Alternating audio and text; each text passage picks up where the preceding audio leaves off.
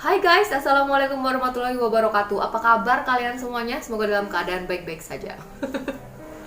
Oke, jadi untuk cerita kali ini aku pengen kasih lihat ke kalian, bukan kasih lihat ya, mungkin sharing ke kalian apa yang beberapa waktu lalu aku alami. Jadi ini benar-benar cerita nyata yang dialami aku sendiri, sampai aku butuh bantuan dari temen, dan akhirnya alhamdulillah semuanya bisa teratasi saat ini. Oke, tapi sebelum kita lanjut ke ceritanya, jangan lupa nyalakan dulu tombol loncengnya, dan kalian jangan lupa juga subscribe ke channel aku biar kalian tahu kapanpun aku upload video. Terus jangan lupa juga share ke sosial media yang kalian punya, oke? Jadi nggak usah perlu berlama-lama lagi. Semoga kalian bisa menikmati cerita yang aku bawakan hari ini. Seperti yang kalian lihat di judul ya, ini adalah kisah seorang bapak bernama Karni dan anaknya Adrian. Sebenarnya Pak Karni sendiri ini punya istri. Dia punya istri, tapi aku kebetulan nggak dikasih tahu siapa nama istrinya. Oke, cerita bermula sekitar 2 bulan atau 1,5 bulan yang lalu lah ya. Aku mulai mencium bau gosong ketika aku ada di rumah. Lagi rebahan, ya kan aku kaum rebahan nih. Lagi rebahan atau lagi masak, baunya gosong. Aku selalu berpikir apa aku lagi masak atau ada tetanggaku yang masakannya gosong gitu. Cuman bau itu sering gitu terus hilang. Nggak lama, sering lagi, hilang lagi. Ntar bau lagi, sering lagi. Awalnya aku bener-bener berpikir, oh tetangga aku sedang nyalain obat nyamuk bakar, ya kan? Mungkin bisa jadi karena kena angin, bisa jadi masuk ke rumah baunya. Aku masih berpikir sepositif itu, guys. Terus kemudian makin lama baunya tuh makin kuat. Bukan bau gosong lagi, bau asap. Bau asap yang ada di hidung, kayak seolah-olah aku lagi ada di ruangan yang kebakaran. Bau asap itu ada di hidung dan aku lama-lama mau nggak mau terganggu. Cuman aku masih diem. Aku masih mencari sampai aku samperin ke rumah tetangga aku. Aku lihat apa ada yang nyalain obat nyamuk bakar atau ada yang lagi bakar sampah. Nggak ada, guys. Dan ketika aku lagi pergi keluar rumah, misalnya aku ke jalan ke rumah teman atau aku belanja gitu ya, itu tuh bau hilang. Kayak gimana ya, aduh aku bebas banget gitu, bisa bernafas dengan lega gitu. Jadi seneng banget ketika ada di luar rumah, karena ketika aku menginjakan kaki ke rumah lagi, bau asap itu ada lagi. Nah kemudian karena saking keselnya bau asap itu ada terus, aku tanya ke orang-orang yang ada di rumah, kalian bau asap nggak? Enggak, katanya. Ini aku bau asap loh, udah sekitar semingguan. Aku bilang gitu. Kata orang-orang yang di rumah, emang kenapa? Nggak apa-apa lah, katanya begitu. Sebenarnya nggak apa-apa juga, tapi kalau selama seminggu kita bau asap terus ketika ada di rumah, dan aku ini kegiatanku mayoritas di rumah aja, karena emang selain lagi PPKM emang kegiatanku full di rumah aja, guys. Jadi mau nggak mau merasa terganggu dong ya. Coba bayangin aja kamu kegiatan hampir 24 jam di rumah aja, bau itu menyertaimu. Melek mata bangun tidur, baru dudukin badan, bau asap udah ada lagi. Aduh, tersiksa banget. Saat itu aku sedang nggak pengen berkomunikasi dengan siapapun, sedang nggak pengen mencari-cari sebenarnya siapa ya. Udah capek, udah seminggu gitu. Tapi tiba-tiba aku kepikiran seorang temenku yang ada di Madiun. Aku tanya, Mbak, mohon maaf, saya selama seminggu ini kok bau asap ya. Kayak di hidung ini mencium bau asap banget gitu. Saat itu aku temen aku ini pas sekitar jam 8 malam. Kebetulan temenku ini orangnya penakut. Jadi beliau cuma bisa menjawab, Mbak, begini, sebenarnya saya udah tahu dan saya udah lihat, cuman saya nggak berani cerita sekarang, besok aja ya kalau udah terang, kalau udah pagi maksudnya saya ceritain. Dia bilang gitu. Dia cuma jawab begitu di WhatsApp itu, dan saya langsung connect dong guys. Saya langsung bilang, ya ampun mbak, kasihan ya, saya bilang gitu ke temen ini. Temen saya juga bilang iya kasihan. Pembicaraan kami berakhir sampai di situ. Besok paginya saya langsung WA dan saya bilang, saya cerita ke beliau, saya melihat ini, dan dikonfirmasi sama beliau, oke, betul itu yang ada di Mbak Maya, dan sebenarnya ada yang pengen dia sampaikan. Cuman saat itu saya belum lihai, belum pandai, saya benar-benar nggak ngerti gimana cara berkomunikasi dengan baik dengan dia yang minta tolong ini gitu. Bukan dia yang minta tolong, dengan dia yang pengen komunikasi sama saya ini. Cuman saya bisa merasakan baunya aja dan merasakan keberadaannya. Nah, karena udah dapat konfirmasi tentang kejelasan apa yang aku lihat, akhirnya aku cuman jawab ke temenku ini gini, kayaknya aku belum siap untuk ngobrol sama dia, aku butuh waktu, aku bilang gitu. Temen aku cuman bisa bilang, oke, kalau butuh waktu nggak apa-apa, berarti emang Mbak Maya harus siap dengan bau-bau ini sampai Mbak Maya siap. Oke deh, aku mau nggak mau, siap nggak siap, harus cepet-cepet bisa menyiapkan diri biar nggak kelamaan tersiksa sama aroma asap ini. Karena aku udah tahu, aku ngintip dikit-dikit guys. Iseng banget ya. Jadi aku ngintip dikit-dikit, aduh kasihan banget gitu. Sampai akhirnya tibalah hari dimana aku udah ready nih, Oke lah, aku sholat, aku minta petunjuk sama Allah kalau misalnya memang dia mau cerita sesuatu ke aku, pokoknya jangan sampai berimbas apa-apa ke akunya gitu. Sudah, akhirnya aku mulailah komunikasiku dengan sosok yang mengaku bernama Pak Karni.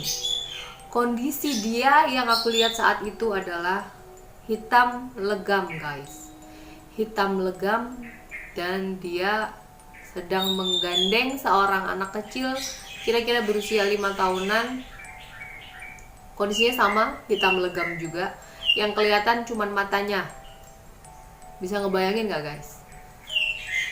Jadi ya takut gak takut, ya gimana, daripada kita mencium bau asap terus, akhirnya saya hadapin deh itu, si Pak Karni ini maunya apa gitu. Jadi akhirnya dia bercerita lah kisahnya, kenapa dia bisa sampai pada kondisi seperti itu. Jadi dia bercerita, dia hidup di sebuah rumah itu dikelilingi perkebunan, ya karena emang zaman dulu ya, mungkin banyak pohon-pohon di kiri kanannya, halamannya pun luas gitu. Rumahnya nggak gede guys, rumahnya kecil, dan itu terbuat dari kayu dan sebagian bambu, belum tembok. Dan itu kira-kira suasananya ada di zaman Belanda awal-awal atau gimana. Pokoknya yang bajunya itu masih baju putih kayak koko gitu loh guys, kayak baju koko putih, terus celananya yang masih celana hitam, kainnya tuh masih kain katun yang kasar, kebayang nggak? Pokoknya yang masih seperti itu. Nah, dia kasih gambaran bahwa istrinya itu suka masak, dan istrinya sering berada di dapur masakin buat dia dan anaknya. Terus dia perginya, maksudnya dia kerjanya itu emang kayaknya ngurusin perkebunan, bukan perkebunan ya, kebun-kebun yang ada di sekitar lingkungannya. Terus istrinya ini suka ke hutan cari lengkuas, terus cari kunyit buat nanti ditanam lagi di perkebunan dekat rumahnya. Nah, jahe kayak gitu loh guys, karena si istrinya ini pedagang jamu gendong. Zaman dulu kan jamunya masih jamu gendong ya guys. Terus kemudian istrinya ini sering ke pasar sendirian, masih pakai baju kebaya yang bahannya tipis banget, bahan tisu itu loh guys, tipis banget, pakai kain yang batik itu, digendong lah, ini pakai bakul gitu di belakang, digendong dia jalannya pun nggak pakai sendal nih si istri. Terus biasanya si Pak Karni ini sore udah sampai di rumah, dia makan makanan yang dimasak istrinya, anaknya udah pulang, maksudnya anaknya waktu itu entah sekolah entah enggak si Adrian ini, pokoknya dia yang aku lihat Adrian ini udah ada di rumah aja gitu, makannya selalu nunggu ayahnya gitu, karena memang Adrian nunggu saat ayahnya pulang dari kebun gitu buat makan bersama. Terus hingga pada suatu hari, entah ada tuduhan apa atau entah ada kejadian apa, pokoknya ceritanya si Pak Karni ini dituduh menjadi pembelot atau orang yang melawan pemerintahan Belanda pada saat itu. Padahal Pak Karni ini benar-benar full nggak berhubungan dengan pemerintahan Belanda. Jadi ada centeng yang memang nyari korban buat dijadiin kambing hitam gitu loh guys. Dan kebetulan kasihan banget Pak Karni lah yang jadi korbannya. Si centeng ini dengan gampangnya nyuruh anak buahnya buat membunuh Pak Karni. Cuman kan pada saat itu